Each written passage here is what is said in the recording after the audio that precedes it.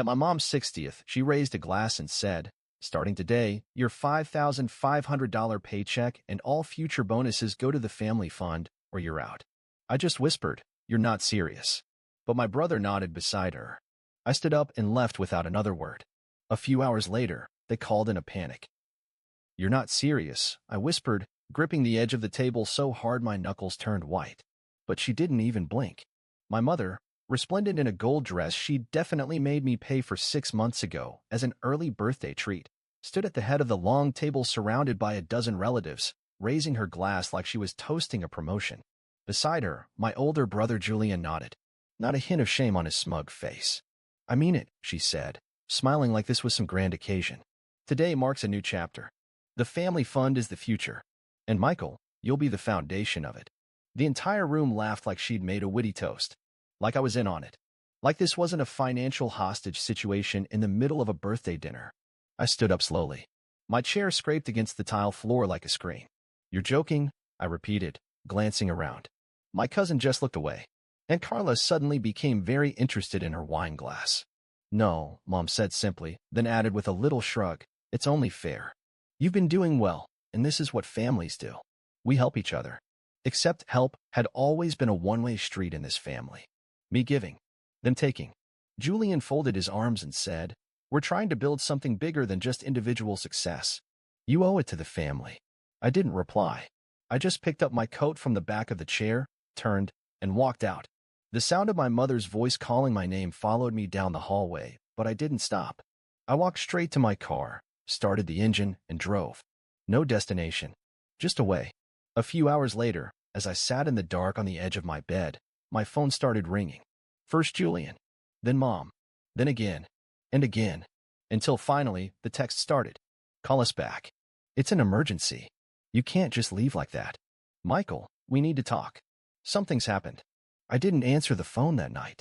Not when Mom texted 5 times in a row with fake concern.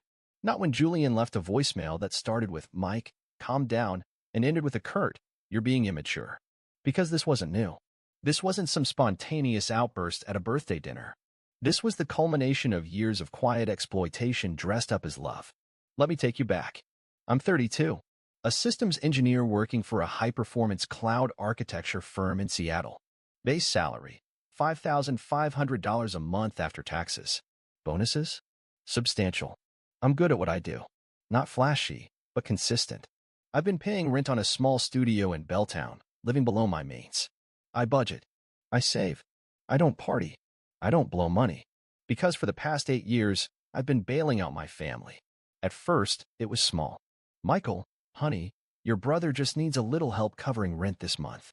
He's in between jobs." That was when Julian quit his third startup job because corporate structure stifled his creativity. "Michael, sweetie, can you float us the down payment for the new family car? We'll pay you back after the tax return." Spoiler, they didn't. That was 5 years ago. They still drive that car. Still call it ours. Like I've ever even sat in it. Then it escalated. When Dad passed suddenly, aneurysm, no warning, I stepped in. Because someone had to. I was 25, still paying student loans, and suddenly I was covering mortgage payments on a house I didn't live in. "Julian? He's grieving," Mom said. He grieved all the way to Cancun with his girlfriend 2 weeks after the funeral. So I paid. Quietly. Steadily. Because I thought that's what good sons do. Because every time I tried to pull back, Mom would say things like, "Your father would be so proud of you." Or, "You know your brother isn't as lucky as you. He needs more support." Support. That word. It started to mean, sacrifice your peace so we don't have to change. Julian burned through 3 failed businesses and never once held a full-time job for more than a year. He called himself a serial entrepreneur, but he was just a serial spender. Fancy suits, new tech, networking events in Napa Valley, all paid for by me, even if no one said it aloud. One time, he literally sent me a Venmo request labeled Family Legacy Expansion. It was for $1,200. I declined it. He texted, "Wow, way to be a team player." My mother called 5 minutes later. "Michael, what's going on with you? Julian's trying to build something, and you're being spiteful." That was the moment I realized something ugly. I wasn't the son in this family. I was the donor. The bank. The one they could guilt into covering everyone else's irresponsibility. So when the birthday dinner happened, it wasn't a surprise. It was just the first time they'd said it so publicly. The family fund wasn't new. It had always existed. It just used to be unspoken. My paycheck, their needs. My bonuses, their lifestyle. My boundaries, negotiable. But now? Now they were institutionalizing it. Formalizing my servitude like I was an employee. And what made it worse, so much worse, was that they expected me to smile about it, to raise my glass and toast to it, to thank them for giving me the honor of funding their lives. That's why I left without saying another word. The next morning, I got a message from my cousin, Jess. Quiet type, usually stays out of family drama. Just checking in.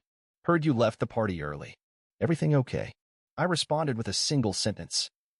They tried to claim my income like it was inheritance. She called immediately. Apparently, after I walked out, chaos broke out. Julian was trying to salvage the moment by giving a speech about family solidarity. Mom was crying. Uncle Ray made some passive-aggressive comment about the younger generation being selfish. Then, in front of everyone, Julian announced that I'd agreed to set up a recurring transfer to the family fund, starting that week. And then, silence. Because I hadn't. I hadn't agreed to anything. Just said the mood turned icy when I didn't come back. No one knew what to do. They waited.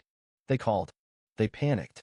And then, apparently, Julian logged into the shared family Google Drive and started editing a spreadsheet labeled Michael's Contributions 2024 Projected. Like my money was a budget line. Like I was a resource. 3 days later, I received an envelope. Inside was a typed letter from my mother. Not an email. Not a call. A letter. It started with, "Dear Michael, we're worried about you." It went on to say that I'd embarrassed her at her birthday party, that my behavior was hurtful and disruptive, and that if I wanted to continue being part of this family, I needed to learn to share my success. She used phrases like emotional maturity and financial empathy. She said, "You have always been the steady one. That means you have more responsibility." And the kicker? We expect the first contribution to be deposited by Friday. Julian will send the routing info. No apology. No acknowledgement of how wrong this was. Just expectation. Entitlement. Like I was an employee failing to meet a quota. I folded the letter, placed it back in the envelope, and slid it into the trash. And then I did something I should have done years ago. I made a plan. I didn't sleep much that night. It wasn't just anger anymore. It was clarity. Like I'd been gaslit for so long that walking away felt like betrayal. But now? Now it felt like oxygen. And I wasn't going to just disappear. They wanted a family fund? Fine. I'd give them something they'd never forget. The next morning, I called my HR department and rerouted my paycheck to a new account at a different bank. One my family didn't even know existed. I closed the old one without a word. Then I called my leasing agent and signed on a larger one-bedroom. No roommates, no shared spaces, no, "Hey Mike, can we crash at your place for the weekend?"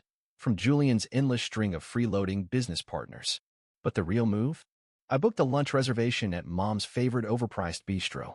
The same place she'd begged me to take her for her 58th birthday just this once because it's tradition. I messaged the family group chat. Yes, we had one, and wrote, "Let's talk. Lunch tomorrow. 1 p.m. I'll cover the bill." Almost instantly, Julian responded with a thumbs up. Mom replied, "I'm glad you're finally coming around. Bring the first deposit slip, sweetheart." That told me everything I needed to know. They still thought they had me. The next day, I showed up in a tailored suit. Not because I had to. I never wear suits outside of conferences, but because I wanted to look them in the eye as their narrative collapsed. Mom was already at the table, beaming like a queen. Julian sat beside her, flipping through what looked like printed spreadsheets. I sat down. Said nothing. "Michael," Mom started, reaching for my hand. "This is so good. I know emotions were high, but I always knew you'd come to your senses. You're just like your father. You understand family responsibility." Julian slid a document across the table. "Here's a draft of the monthly transfers," he said, casually sipping his drink. "We factored in your last 3 bonuses. It's modest. $2,800 monthly. On top of rent, groceries, utilities, it would leave me with barely enough for my own needs. And that wasn't all. There were tiers. Bonuses above $10,000? 70% to the fund. Freelance work or consulting? 60%.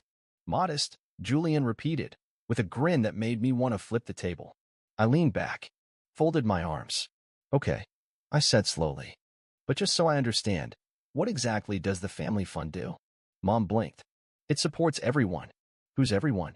Well, she said, your brother's startup is still in development, and I'm not working right now because of my sciatica, and Uncle Ray lost his job. So, not me, I clarified. Everyone else. Michael, don't be petty. I picked up the contract and read the fine print. Julian had actually tried to word it like a binding agreement, like he was managing a trust fund. Is this a joke? I asked flatly. Julian's expression shifted. Don't start, man. You agreed. I didn't agree. You announced it. You all clapped like I was Santa Claus. You left before we could explain. I left. I cut in, because you tried to handcuff my financial future to a family full of adults who refused to take responsibility. Silence.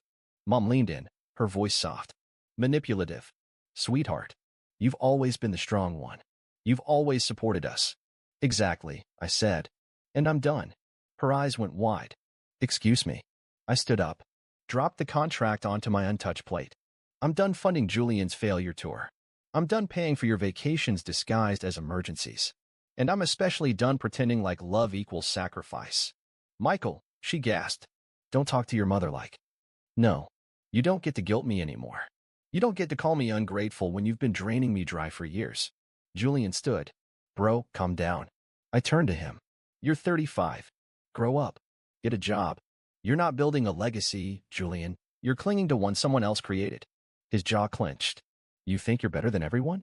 No, I said. But I'm better than this. I pulled out a manila folder and dropped it on the table. What's that?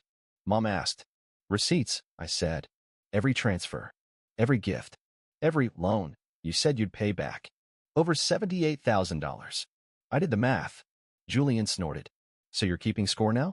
I looked him dead in the eye. Yes. Because you never did. I walked away as Mom called my name. Didn't look back.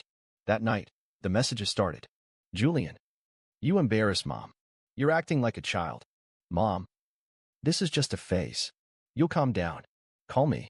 Then silence. Then 2 days later, panic. Julian's startup, investors aka more family connections were pulling out. Word had spread I wasn't supporting the fund anymore.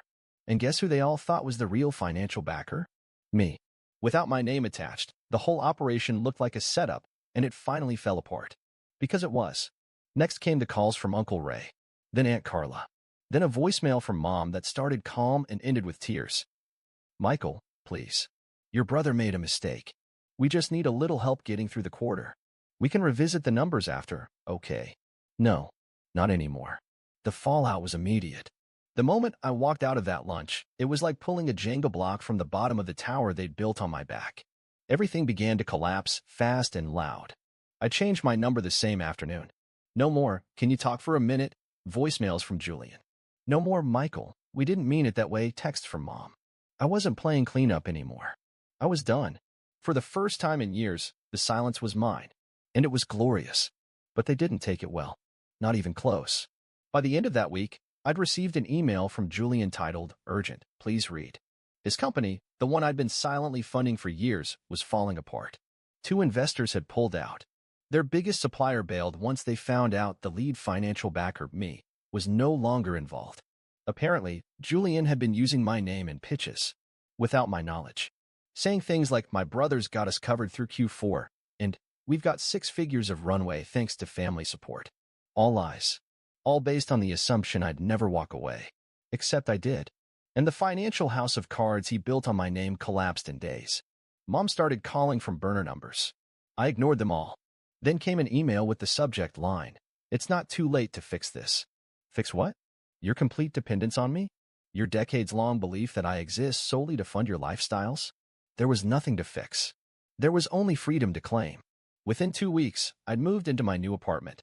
Bigger than I needed. Sleek. Modern. With a heavy door that locked like a vault. The kind of door no one barges through just to borrow your Wi-Fi or crash for the weekend. My salary was finally mine. I bought groceries without calculating what I had to set aside for Mom's dental work or Julian's emergency phone upgrade. I invested in new gear for my side hustle. I joined a gym. Slept. Breathed. For the first time, I saw my reflection in the mirror and didn't see exhaustion. I saw me. It was surreal. And beautiful. Then, the family really began to crack. Uncle Ray called, the man who once told me money flows upward in families, like I was some kind of fountain. He wanted to have a word about the way I handled things. I told him I'd only speak through email. He never followed up. Aunt Carla messaged me on Facebook, asking if I was okay. Said Mom was devastated and that Julian looked like a ghost. I left her on read. Cousin Jess, though, she was different.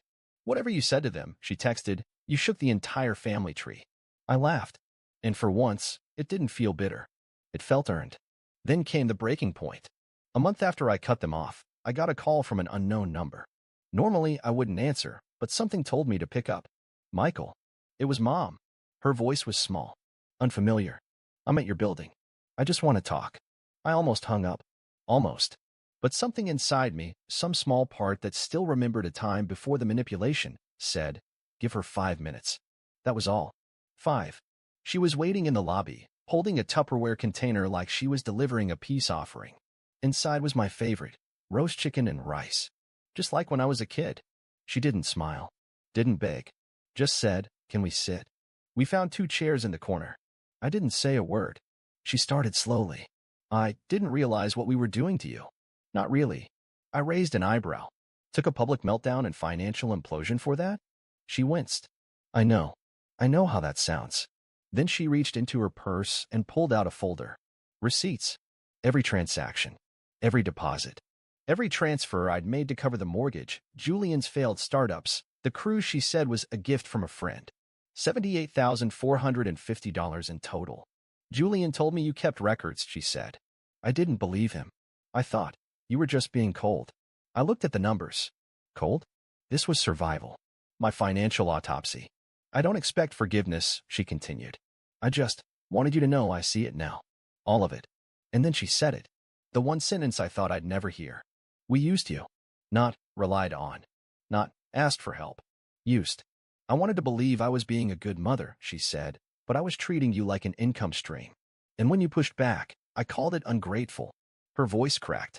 And I'm so sorry. I didn't say anything. I just sat there, letting her confession echo in my ears like a church bell. She left the folder on the chair beside me. And then she walked out. A week later, I got a text from Julian. No theatrics. Just, you were right. I'm starting over. For real this time. Then a photo, him in a work vest, holding a clipboard at a warehouse. Minimum wage job. Actual effort. I didn't respond. But I smiled. Because here's what they never understood. Cutting them off wasn't about revenge. It was about recovery. It was about reclaiming a life that had been slowly drained of color, energy, and freedom. One Venmo request at a time. Last Friday, I took myself out to dinner. A real one. Table for one. Candle. Glass of wine. I sat there in silence, scrolling through apartment listings, not because I needed to move, but because for the first time in my life, I could. My phone buzzed. A message from Jess. Proud of you. You lit the match. Let them feel the heat. And I did. I still do.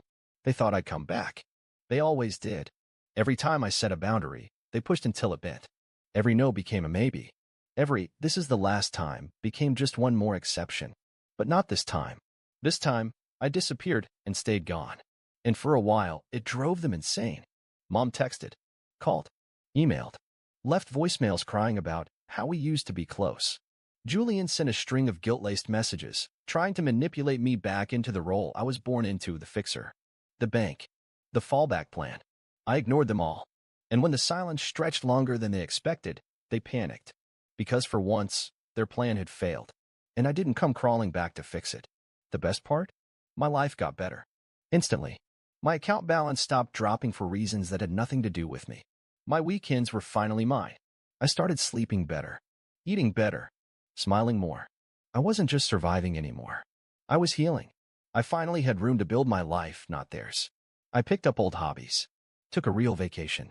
Bought myself things I used to call unnecessary luxuries because someone else's crisis always came first. I started dating again. With someone who didn't ask what I earned before asking what I loved. And for the first time in my adult life, I felt something wild and foreign. Peace. A few months in, I got a letter. From Mom. Handwritten. Tear-stained. Full of, I didn't realize, and we were just trying to survive and Julian struggling. She called it a misunderstanding. I called it a decade of financial pressure I was never allowed to question. She begged me to come home for Thanksgiving. Said the family missed me. That Nothing feels right without you. I almost laughed.